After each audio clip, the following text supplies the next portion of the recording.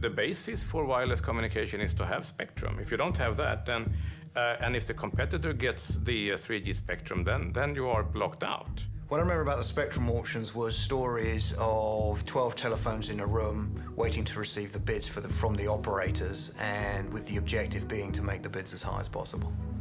We were following the first auctions very, very closely, of course, online, seeing what's happening, and we couldn't believe the sums that came up. It was a lot of money that was paid in spectrum license fees. This would become a problem for our industry, and also realization of that technology weren't really ready, and we went into a deep recession period. Those were terrible days. We reduced basically half the workforce within Ericsson. It was very quiet. It's like a lot of people left the party. There was not so many people that had a sense of urgency in trying to meet you or trying to invest in your company or trying to listen to your idea. A lot of people just sat like this and said, I knew that all along, and we didn't do anything. And that was the strategy. Look at me, I'm very strategic. A lot of those guys are not around anymore right now. At the same time, people started to maybe question the mobile broadband idea as such. And it didn't happen. ヨーロッパとかは周波数のオークションとかがあるから、それでオペレーターが非常に財務上苦しくなる時期はあったと思うんですけど、日本では実はそれがまだ導入されてなくて、その分だけやはり周波数っていうのは政府から借りている一定期間運用できるという形でできている分だけ元気だったんではないかなと。Everyone, realized that the market will come back because the end users, they were still happy.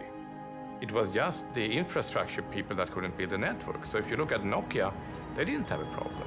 They was just sailing through this because people still bought a lot of devices. So it was still a healthy business. So from that perspective, it was just a matter of getting through the dark years.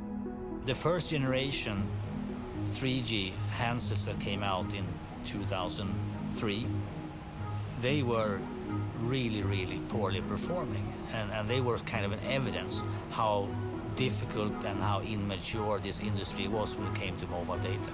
If you want to use a service, you had to click 6 times and still you would not find the page you wanted. So it was very cumbersome. Mobile broadband in 3G wasn't really invented as a service. So what you got when you got the 3G subscription was a bigger phone with shorter battery life and no real differentiator except for the possibility to make video calls. ただ一番最初に、ロンドンか何かと東京でビデオテレフォンには成功した時はやっぱり嬉しかったですね。So that was the differentiator. 2G, 3G, basically, I can make video calls, given that the other person also had a 3G phone, so he could receive your video calls. And it's very hard to sell the first phone, because who would you call? So you had to sell in pairs. And we were back to that model in 2001. That was sort of 100-year-old, that you had to start selling things in pairs, because otherwise there was nobody to talk to.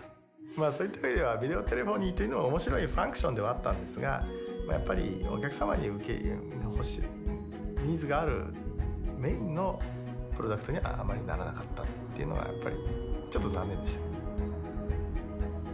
Well, certainly there was high expectations with the dot-com era, and with it bursting, it took some of the momentum out of 3G. But as I think a lot of people would agree, the early days of 3G, the expectations were probably a bit higher than the technology could deliver, and it took that move to HSPA before 3G really showed us what it could do.